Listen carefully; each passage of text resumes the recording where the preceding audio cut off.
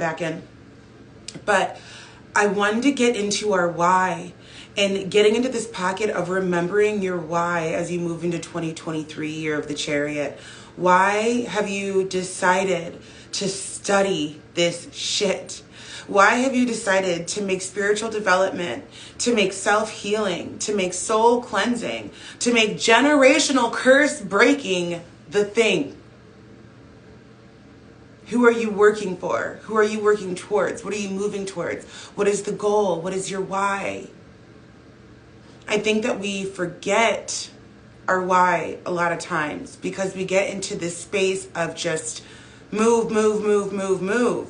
We get into this space of just, I gotta go, I gotta do the thing, I gotta get the thing done, and that's done, and the deadline's here, and this is happening over here, and the kids have to go here. We get into this robotic space of getting things done, even when it comes to our spiritual practice, even when it comes to our soul-aligned business.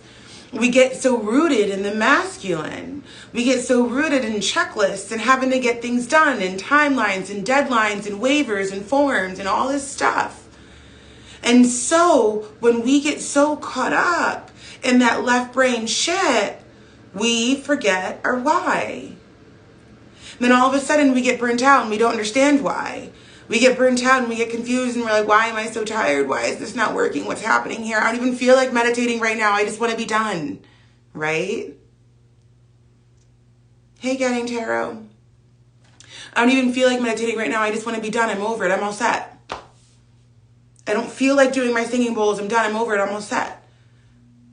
When that happens, babe, when we get off alignment, when we forget what we need for our own spiritual growth and study, it's because we've forgotten our why.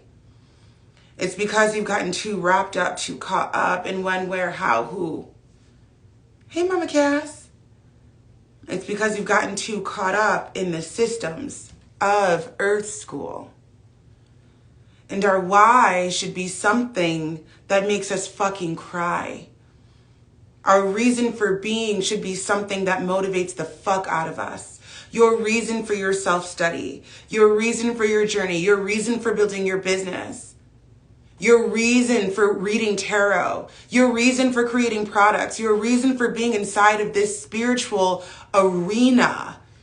This is a path that it's so much easier for us to just work a 9-to-5, for us to assimilate with the sleepwalkers, for us to talk about normal everyday shit and watch fucking America's Got Talent on NBC. That's easy.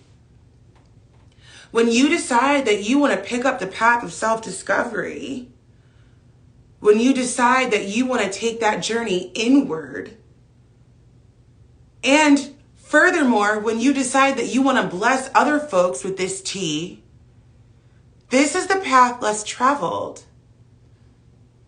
This is the area that can be harder to navigate through, especially when you're tired, when you're beat down, when you're stressed, when you're not taking care of yourself, when you're not taking care of what you need to do, when you're not getting enough sleep, when you're putting shit in your body, when you're not drinking enough water, all of that, when you're drinking too much booze, all of that, when all of that comes together, you forget your why. You forget why the fuck you're here. And it becomes easier to slip back into old patterns that no longer serve. And that is one of the reasons, for me, I believe that is a collective reason why. We want to break out of patterns that no longer serve on a collective level. And so it's so important for us as light workers, as spiritual scholars, as healers, as mystics, to be aware when we fall back into patterns that no longer serve, because we will, because we're having a human existence. This is a part of the human existence. So we will fall back. But we have these spiritual tools to help us get realigned. And it's the moments when we don't feel like doing the stuff, the moments when we don't feel like taking the ritual bath, the moments when we don't feel like going into channel, the moments when we don't feel like meditating, those moments that we all have, that's when we really, really need to dig in. Because that's our human coming out. That's our ego coming out. That's our protective mechanisms coming out. Ezreal says, yes, I was so caught up with the holiday chaos and holding it all together. I finally had a breakthrough after Spirit hit me with a wake-up call via feeling like shit for 2 days. Yeah, because you overextended. The thing about it is our bodies will tell us when we're doing too much. Hey, Ashes to Ashes Yoga. Our bodies will tell us when we're doing too much. Our spirit will tell us when we're doing too much. Our mental will tell us when we're doing too much. And the holidays are notorious for just stripping us fucking dry of everything we have. Whether we have tons of family to deal with or none, it doesn't matter. The holidays in general have a way of doing that. And so that's exactly why I'm coming in here reminding you to remind yourself of your why. Why did you build your spiritual business? Who do you envision helping and serving? And why do you want to? Why the fuck does it matter? Get really into the root, my babes, my love. Why have you decided to study spirituality in general? Why didn't you go to school for fucking botany or something? Why didn't you study law? Why didn't you work in social work? Why have you decided to take up spiritual study? What calls you to it? How do you feel when you're enveloped in it? When you're surrounded by other spiritual energy and folks? When you're having deep, thought out conversations on metaphysics and astral projection and the tarot and the occult? How does it make you feel when you're working at your altar? And when you drop that beautiful ass protection spell? Or when something you manifested came through? Why? Why does it matter to you? And why do you want to continue on this path, the road less traveled? Our whys are so important. They're what drives the bus. Whatever it is. Whether you're in spiritual entrepreneurship, whether you're in spiritual development, whether you're a spiritual practitioner, whether you're on the road, it doesn't really fucking matter. Our whys are what drives the bus. Our whys is what makes us fundamentally different than sleepwalkers. It's the truth. Sleepwalkers are sleepwalking for a reason. There is no why. It's robotic. And if there is a why, it's very 3D. I gotta pay the mortgage. I gotta pay my car insurance. I gotta save for my 401k. It's very 3D. The whys of a spiritual enthusiast, of a spiritual connoisseur, of a spiritual scholar, of a person who's looking to move towards excellence is very different than somebody who is in the fucking matrix. And that's why our whys are so fundamentally important. Your why doesn't have to be anything big and huge, like I want to feed starving people in Africa. That's amazing. But it could also just be, I have a lot of generational trauma that I don't want to pass on in my lineage. I'm ready to break the bonds. It could be, I don't want to be consumed and controlled by my limiting beliefs anymore. I want to see what's beyond the veil when I'm not moving out of limiting beliefs and fears anymore. It could just be, I've always felt a calling to go higher, to be deeper, to be more rooted and connected, and I want to pass that along. It could be, I am here to help other light workers and starseeds wake up on this earth. Your why can be rooted in anything. But don't forget that your why is your North Star. It's your North Star. Hello, Meditational Moments. It's your reason for being. It's your reason for being here. It's your reason that you jumped into this timeline. The timeline you're on is one that you jumped into, and you did it for a fucking reason.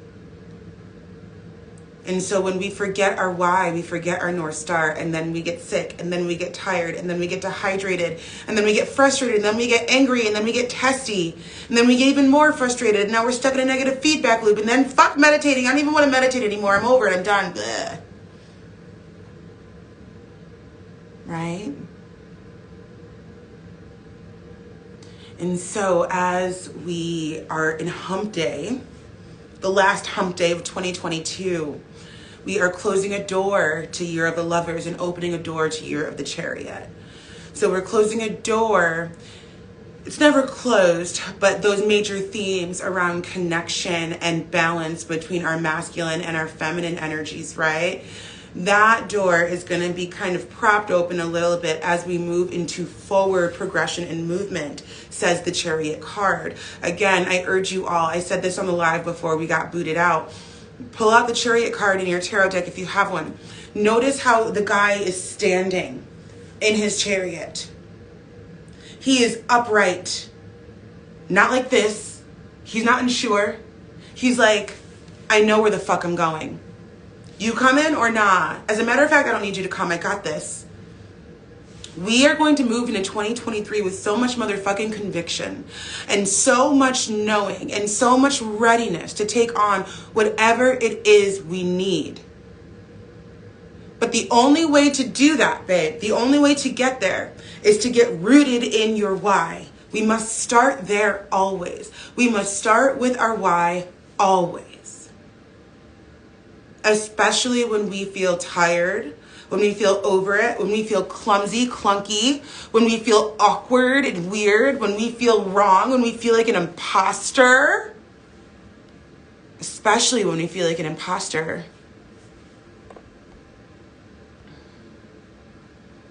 Meditational moments at 1,000%. Auntie Rain said, Lord have mercy, you can always know your why, but imagine yourself keep hitting the same karmic cycle for the last 10 years over and over again in the self-imprisonment and confinement you've put in. Yeah, babe, that sounds like some contracts. That sounds like some soul contracts that you need cleared out. That's what that sounds like. Psychedelic mermaid, welcome to the room. Can't stop crying, but it's okay. Breathe into the heart, babe. Breathe into the heart. There's still lessons in karmic cycles. Would rather learn them in this life than in the next. Exactly. That's exactly what I'm getting at. Like, I would rather learn what's happening in this life than in the next. And I want to break down some generational trauma. I'm here for that. I'm here for breaking down my mama's trauma. I'm here for breaking down my grandma's trauma. I'm here for breaking down my great-grandmother's trauma. I'm here for breaking down my trauma. I'm here for that. That's one of my whys. Another one of my whys is I'm here to break down your trauma. That's another one of my whys. I'm not afraid of the dark. Starseed shadows. That's my superpower. I'm not afraid of the motherfucking dark. And I want to walk with you in the dark. Because in the dark, that's where we actually see the light. And I know it sounds corny and clunky, but it's the fucking truth. I started my business through shadow work. I started my business because I wanted to understand my shadows. I wanted to understand why I was so emotionally reactive. I wanted to understand why I felt so much. I wanted to understand why I hurt so much. I wanted to understand why I was so called to the cosmos. I wanted to understand why I grew up so rooted in religion and why that meant so much. I wanted to understand myself inside myself. And the deeper that I went down the rabbit hole was when I started coming across this term shadow work. And I'm like, oh, what's this? Some Lilith work later, some Young work later, some past life regressions later, and here we have Starseed Shadows, your resident shadow worker. And so I urge you all to go deep into your shadow, because that is where you find the light. That is where you find the prize. That is where you find your fucking why. That is where you find your why. Auntie Rain says, I'm just so sad, but I'm laughing because I do understand I'm observing my emotions. Yeah, and that is a form of shadow work, observing our emotions and understand what's actually fueling the emotion. What's truly fueling the emotion there. Instead of just being in the emotion, what's actually happening while we're having the emotion, if that makes sense. Meditational Moment says it can be at times, yes, but growth and education is the most important. You're more than your emotions, just know that. Exactly. Ashes to Ashes Ritual says, what is a negative feedback loop? Love that question. Hello, Lucky 2. Welcome to the room. So a negative feedback loop, I guess this is a term that I have coined. I use it a lot. A negative feedback loop is when we continue to do these cycles and do these loops with ourselves that we know don't work. So for example, talking about our why and talking about our spiritual practice, right? We know we feel better. We'll use the gym because everybody can relate to working out. We know we feel better when we work out, right? We know that. We always know we feel better when we work out, but we all have so many issues doing it, getting to the gym, getting on the bike, getting the yoga done, whatever the fuck it is, okay?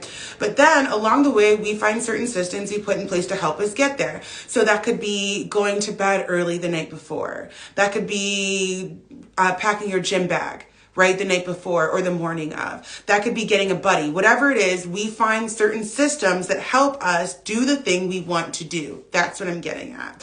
So for the gym, it could be those examples. For your spiritual practice, it could be finding a 5-minute meditation instead of a 15-minute one. Doing something that's shorter versus something that's longer can make you do it more, right? But then we sabotage ourselves. Essentially, a negative feedback loop is a system of self-sabotage.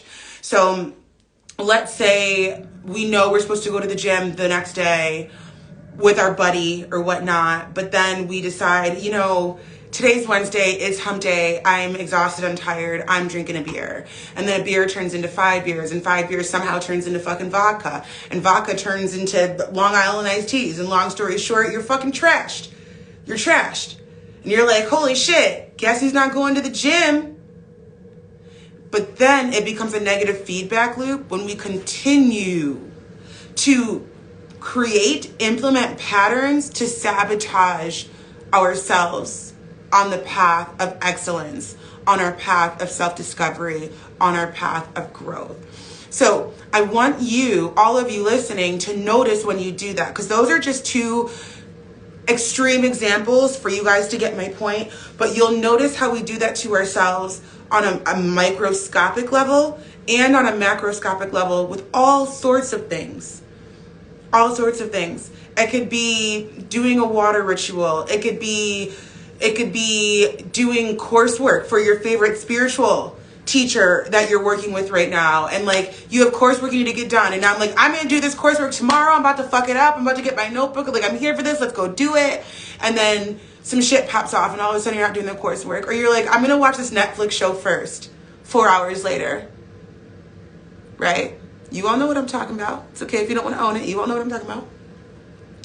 So we do this to ourselves on a regular basis. And a big piece of shadow work is to shine a light on where we have these negative feedback loops and how we're sabotaging ourselves and how we're sabotaging our greatness. I love working with this area of shadow work. Negative feedback loops and limiting beliefs are my fucking jam. They're my squeeze. That is really where I have found shadow work to be the most effective in my life and in the lives of my clients, is really kind of putting a magnifying glass into those areas. Meditational Moment says, that's my why. I'm the cycle breaker. Yes, baby. Yes, cycle breaker. I love it. Auntie Rain says, generational trauma and soul contracts, the same thing. Thank you. Ooh, no, not necessarily the same thing, but they intertwine. So generational trauma and soul contracts, I love that question. So just kind of like channeling this information right now. Generational trauma is something that happens over the course of lineages. So, okay, so what's coming through is we have to remember it's almost kind of like these different sects of humans humaning right now. So, you know, you've got star seeds over here humaning right now, and you've got earthlings over here humaning right now, and you've got light workers over here humaning right now, and you've got angelic earth angels over here humaning right now. You've got all these different beings having human experiences. And so because of that, we all have different levels of generational trauma and how it affects ourselves, our cosmic souls, okay? I'm starseed. I was born into generational trauma like we all are. We all are born into a certain level of generational trauma. But how it affects us differs based on lineage. So to clear that up, to make that easier, a witch, I identify as witch too, but definitely more starseed. A full-on witch. Their mama was a witch. Their great-grandmother was a witch, right? There's a ton of generational trauma stored inside of their root chakra. Tons of it. Because first of all, they're humans having a human existence. They identify solely as witch. So they're humans having a human existence. And the witch wound is going to be more prevalent in their area of being than your neighbor, than an everyday person who is like doing their everyday personing things, right? Working at, I don't know, the restaurant down the street, 2.5 kids. Do you guys know what I mean? So generational trauma is different. Generational trauma also, so for example, let's use a light example when it comes to generational trauma. Let's use money. Not a light example, but better than where I was going to go. So in your lineage, in your timeline, right? And so this is a great example for me too. I've had to do a lot of money work, especially when I started my business. A lot of money work, because in my timeline, my family comes from no money, does not come from money. When my grandmother started making money, she, got educated, got a good job, all that stuff. She started spending money. So guess what happened? My mother did the same thing. So guess what happened? I did the same thing. So although I'm a starseed implanted in this timeline, the generational trauma around money still followed me. Now, karmic cycles, I think, was the other one. I could talk all day about that. I don't want to I could talk all day. We'll do another live specifically on that. But I hope that kind of helps you all understand a little bit how generational trauma can move in the different ways and levels that it can impact your divine soul. That's the important part. Not all of our generational trauma impacts us all the same way. So I was really impacted by money, but sex wasn't a thing for me. If there's sexual trauma in my generational family, didn't really affect me. I love sex.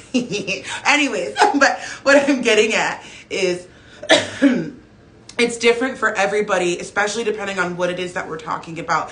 And also your own soul contracts that you made with yourself. You can find these soul contracts inside of your birth chart. You can also do past life regressions, Akashic record readings, all of that. But your birth chart, that is your soul's blueprint. So inside of your birth chart, you can really, really see what fucking soul contracts you signed up for.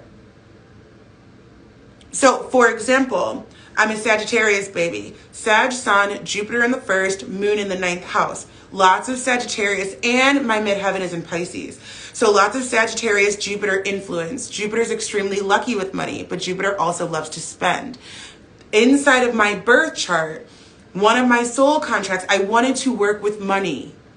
I wanted to work with money in a way that was groundbreaking for my family lineage and for myself. I wanted to understand money at a higher capacity than the people that came before me. Now, if I had changed all this up, and maybe I put a bunch more shit in Scorpio, put a bunch more shit in the 8th and maybe in the 12th, maybe the sexual trauma in my timeline would be more prevalent. I hope that makes sense. Because we all have all this trauma. All of us do. Again, it's just different levels. Contracts. Karmic contracts, I think was what you were talking about. So we make contracts with ourselves. We make contracts with other folks. We make contracts with our teachers, with our guides. We make contracts with our children. We make contracts with our bosses. We make contracts with everybody that we interact with inside of this incarnation. Again, there are different levels of different contracts. Some of these contracts we choose to make for our entire life, like the contracts we have with our parents, right? Our contracts with our parents are contracts we have for life. Whether you know your parents or you don't, it doesn't matter. Because you have decided to make this contract with your parents. Whether they're biological or not, doesn't matter. Doesn't matter at all.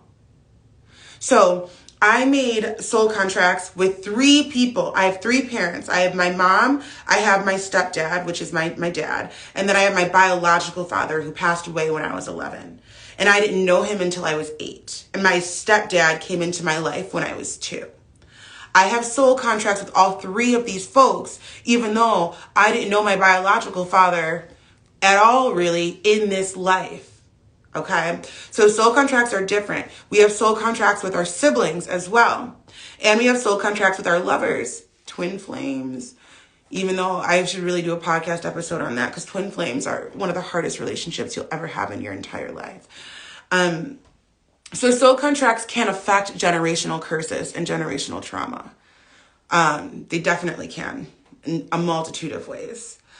Generational trauma can also affect soul contracts because we react to certain things and in certain ways because of our trauma and because of how we have watched people in our lineage react to certain things as well. Again, going back with a negative feedback loop. If you grew up around a lot of yelling and screaming and that's how people functioned, then what are you going to do as an adult? You are reenacting the generational trauma within your lineage. And so, if you are in a soul contract with somebody, let's say it's a romantic partner, right? And you were trying to figure each other out and there's all this love, but all this animosity and yelling and screaming and you have no way to communicate, your generational trauma is affecting the soul contract. But it doesn't mean it's negative or bad. This is why we do shadow work, so that we can understand what the fuck is happening. That's really like, at its bare bones, This is why we do shadow work, so we can understand how our generational trauma might be affecting certain soul contracts that like we don't want to expire. Like, hey, I actually like you. I just don't really know how to understand how I feel and help, right? So this is why we do the shadow work, so we can fully understand. And this is why, again, going back to our why, we're tangenting so hard and I love it. But going back to our why, what do we want to break down? I absolutely loved that question. Thank you for asking it. Ash says, yes, that resonates. I'm glad, baby. Meditational Moment says, the more you do that, though, it takes more and more out of our self-trust because we can't even trust our own words. Knowing your cycles is key. I love that meditational moments because we should be able to trust our own words, right? Thought plus word plus action equals creation. And again, going back to shadow work, I don't know why I'm on the shadow work tangent. Maybe this is what we need right now. I know Mercury's about to go retrograde. Maybe this is the tea that needs to come through.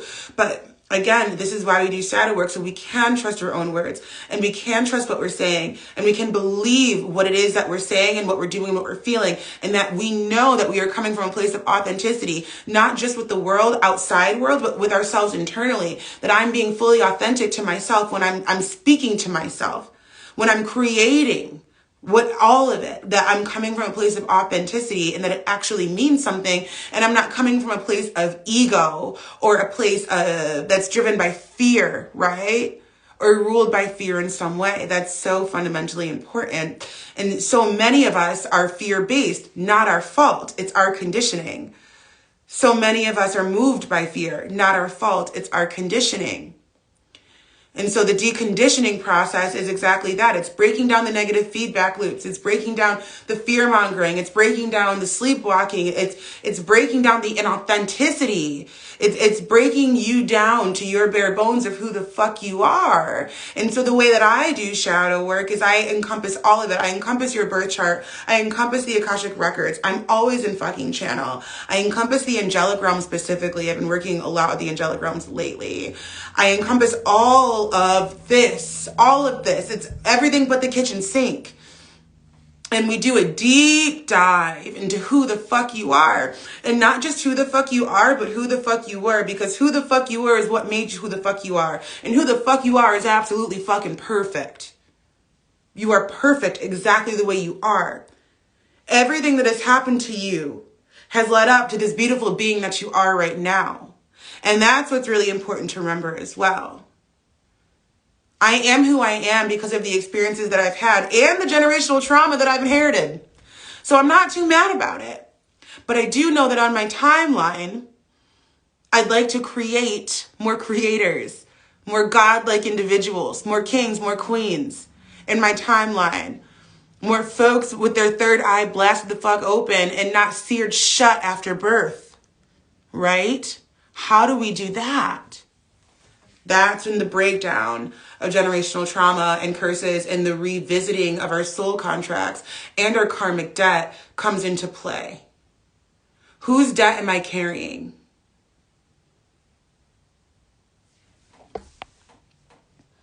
Psychic readings, welcome to the room. Auntie Rain says, I need to see what's going on because what LOL, the earth angel is being abused and I keep getting the feeling I'm signing up for it. I'm just wondering why I'm really understanding that is sexual and directly affects my sacral. There's a weakness with my creativity and it's sad. Sacral consistently being under attack. I'm producing children and still have no protection of the masculine. Thank you. Yeah, babe, here's the thing, Auntie Rain. The thing about it, my love, is you are being very observant of what's going on, but how are we fixing it, right? How are we fixing it? And this is the way you guys are getting a little sneak peek in how I coach, okay? How are we fixing it? How are we moving the needle forward? So we are observing that there is an issue happening, especially specifically with our sacral chakra. But are we talking to our sacral chakra? Literally, babes, we can talk to all of our chakra centers. They're yours. Why wouldn't you be able to? Are you looking at your birth chart and maybe seeing what sort of transits are happening for you? I know our Capricorn babies, they've been having a hell of a time with Pluto hanging out in Capricorn for this last hot second. So what is happening inside of your own personal soul contracts that has you right here in this specific moment? And this is the shit that we'd be working on, that we'd be working through. And also, why are we choosing certain individuals? Why are we choosing certain energies inside of our space? It's always our choice, always our choice. And so this is in general for all of us too, my loves. It's always our choice. And so what I really kind of want to get at is playing the victim. What I want to get at is being aware when we are in a perpetual state of victimhood or when we are forgetting our divine creator. Hey, Mackenzie, baby. Or when we're forgetting that we are the divine creator. We are the alchemist. We are the creator of our lives, of our lifeline. We always have been. So when we sit back and we sit in these states of victimhood and victim mentality, we are telling universe, I am a victim. I do not deserve to create. I do not deserve to be creator. We are petitioners constantly. Thought plus word plus action equals creation. We are constantly always petitioning the universe because you are universe. You are alchemist, you are magician, you are creator. So it really, we need to be truly introspective in what it is we're doing and what it is we're saying and how it is we're moving and who we're sharing space with, who we're sharing time with. What are we doing in our off time? What sort of music are we ingesting? What sort of YouTube videos and content are we watching? Who are we spending all of our time with? What sort of conversations are we having? It all really goes back to vibration. It all goes back to vibration. And the words we carry hold an infinite amount of weight because we are creator. We are alchemists. They carry an infinite amount of weight. And don't feel overwhelmed if what I'm saying, you're like, holy shit, I'm tweaking out. It's not for you to tweak out. You are alchemist. You are creator. If you couldn't hold it, you wouldn't hold it. You would have incarnated as a bird or some shit. You chose to incarnate as human. You chose to have this human experience. You chose to have this earth school experience. You chose this experience so you can hold everything I'm saying. Everybody in this room and everybody watching the replay. Oh, thanks, babe. You can hold everything I'm saying. And so I want you all to know that. Our thoughts, our words, and actions hold a ton of weight. And so we must be aware of what it is we're saying and how it is we're saying it and the inflection behind the voice. And to round this back, our why. What is your fucking why? Why do you care about your spiritual development? Why do you care about your soul contracts? Why do you care about your birth chart? Why do you care about building your business and helping other light workers wake up?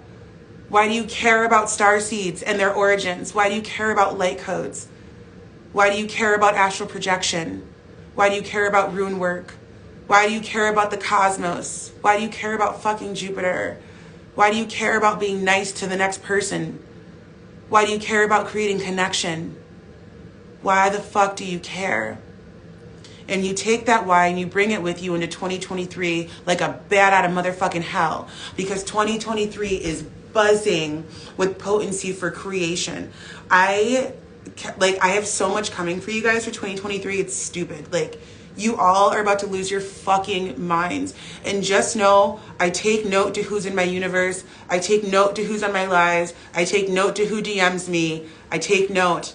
I've got notes. And I love you guys, and I love your support. And when I say your mind is about to be blown for 2023, you hoes are about to be like, Ashley. That's what I'm going to say. We got some great shit coming. And so just to hone in again, our why is our foundational piece. Our why is our North Star. And so whatever it is you're looking to build or looking to create or looking to build upon, okay, whatever it is for 2023, it all starts with our why. It's sacred. Your why is sacred. Hey, Carly, baby, we're just finishing up. This was so good and so impromptu. And this is why I always talk about channeling. I did a poll the other day, and you guys want to know about channeling like so much. I'm going to try my best. The biggest thing is that so many of you are always like, am I in channel or nah? Am I making it up or nah? And the thing about it, babe, is again, you are the creator, you are the alchemist. I'm going to sound like a broken record, but this is what you're going to get when you watch my content because it's fucking true. And I need to remind you of your divinity all the time. Okay? You are the creator and you are the alchemist. And so when it comes to being in channel and when it comes to connecting with your guides, there needs to be this level of trust that you have when creating the connection, when creating the bond, of just knowing that whatever's coming through is coming through. The more you do it, the more that trust builds and the more you'll know who you're talking to.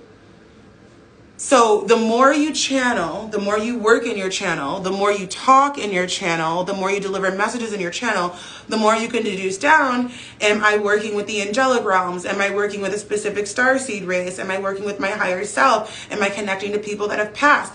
Channeling is how different spiritual practitioners know what they're best at, if that makes sense. So if you all notice, I don't really talk to dead people. I'm not a medium. A medium is a channel as well. Have I talked to dead people? Yes. Have I encountered dead people while I'm playing in the Akash? Yes. But it's not my area of expertise. I tend to hang out in the angelic realm, to be honest with you. And when I first started channeling, I was specifically working with the Pleiadians and specifically working with the Lyrans, because that's where I was the most comfortable. As my channel developed and opened up, because a lot of people do this backwards. They tend to work with angelic realms and then go higher up and work with galactic realms. I, of course, being the fucking aqua moon that I am, did it the other way around. So lately, I'd probably say over the last 7 months or so, I've been being downloaded aggressively by the angelic realms. There'll be more of that content coming soon, and probably in my private containers, because I'm getting so much stuff. Speaking of which, pro tip, when you're in channel, I only give this to my clients, GC. When you're working in channel, record yourself. Like on your phone, do like voice recorder and just let yourself riff. Babes, I'm telling you, I've been doing this since circa 2018.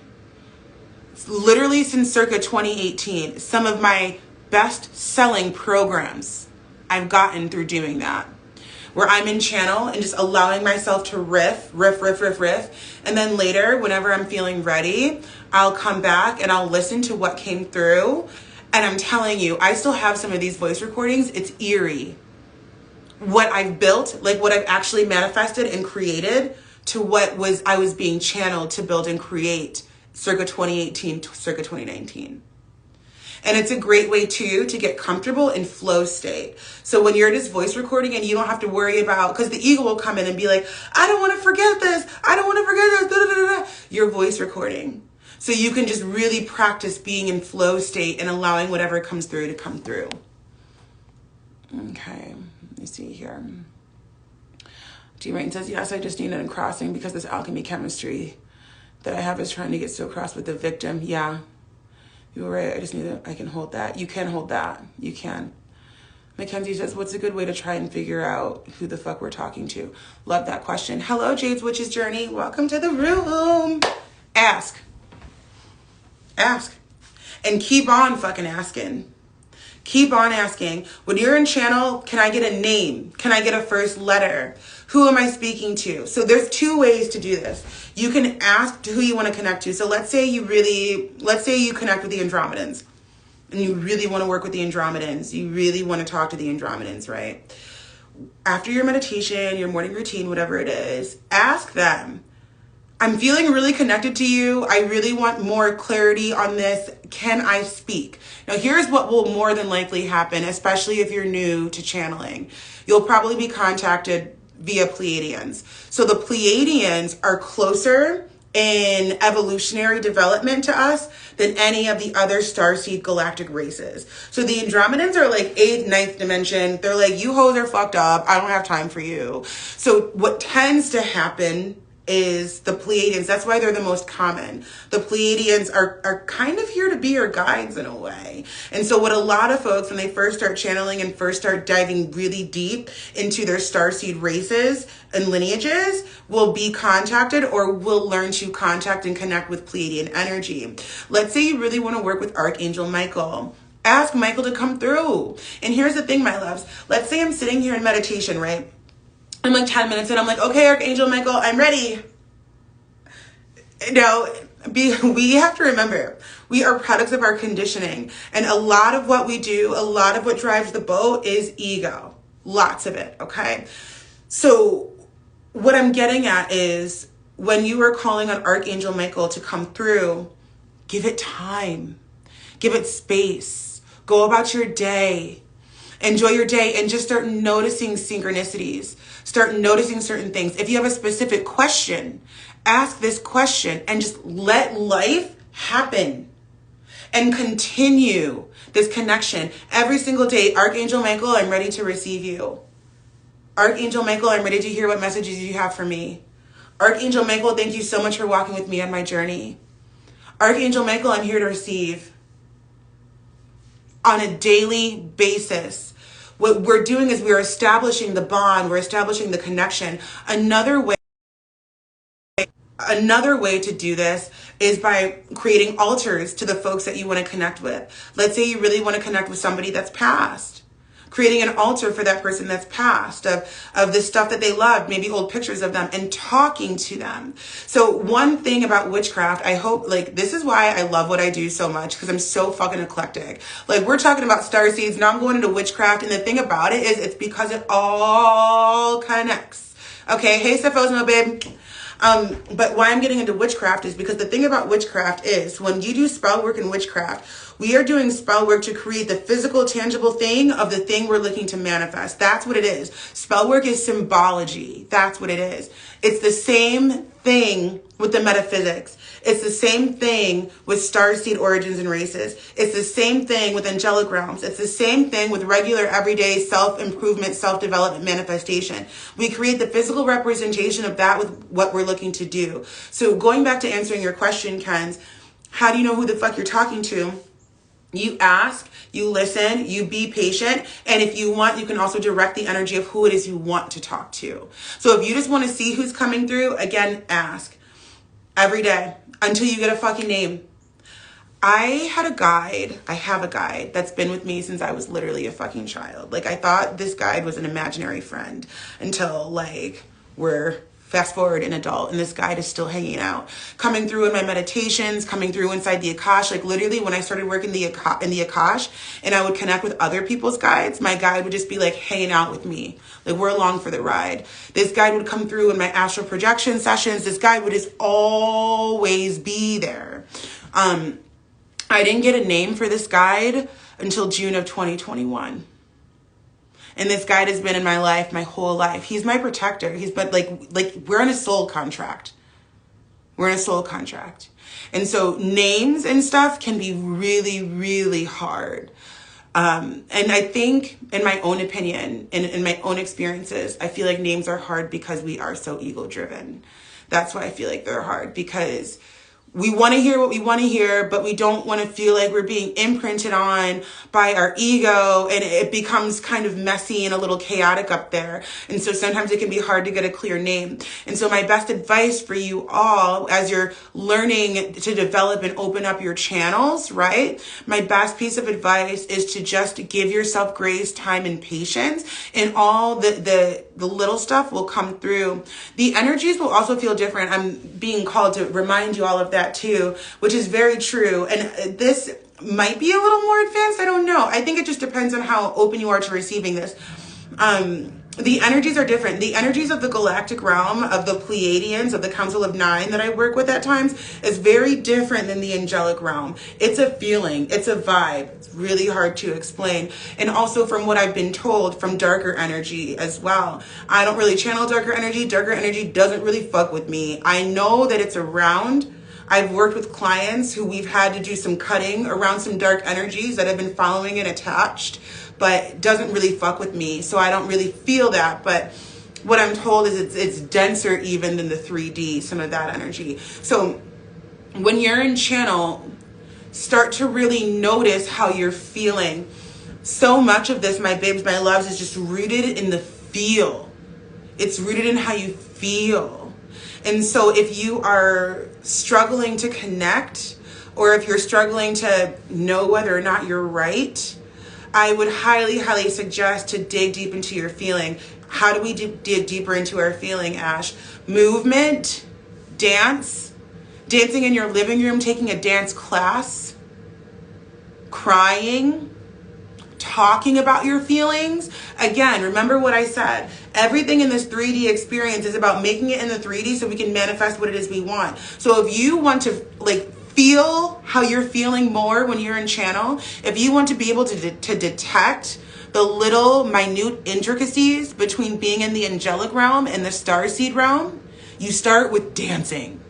I hope you guys are getting what I'm saying. You start with moving your body. You start with feeling the energy that your body creates. You start with feeling your own auric field. You start with getting in check with your higher crown chakra, with your crown chakra, with your third eye, with your root, and so on. You start there and you build upon that. Oh, babe, and you're 8 months pregnant. Congratulations. That's probably why you're in your feels too. Love it all. Thank you so much. Very interesting that you say this feeling stuff. Last time I was doing some automatic journaling, the message I was getting was feel, feel, feel. You're here. Because it's true, my loves. We are feelers. Humans in general are beings who feel. Like, feeling is truly a part of the human experience. And then when you add on intuitives and mystics and healers and Reiki and witches and tarot readers and astrology and star seeds and channels, when you add all that on, we're big balls of feeling. And guess what? We've been conditioned since we were born to shut off our feelings. All of us. We have been conditioned that our feelings get in the way of what it is we're trying to do and what it is we're trying to create. We've been conditioned to snip off the bond, to snip off the cord between ourselves and our heart chakra, between ourselves and our feeling centers, between ourselves and our auric field. And so much of this deconditioning is about reconnection to the feeling. Reconnection to how it makes you feel. That's why understanding your why will remind you how it makes you feel. Jade's Witch Journey says, yes, dance is so powerful too. I danced hard the other day and it's been so long since I had really let myself go like that. It led me to tears and then some big self-revelations. Dance is super powerful. That's why I was like, and it's really, we can all connect somehow via dance, somehow. And that's why I say, if you want to understand the energetic intricacies between connecting with the angelic realm and the starseed realm, start with dance. Start with flow. Start with movement. Start with understanding the little intricacies between your body and your soul and your mind. Start with understanding when you're operating out of ego and when you're operating out of love. Start with knowing that deeply. Start there. There are no shortcuts, babes. There are no shortcuts. We're all doing this same work for a reason. Hello, members of Pia. Hello, Ellie. Hello, Izzy Beth.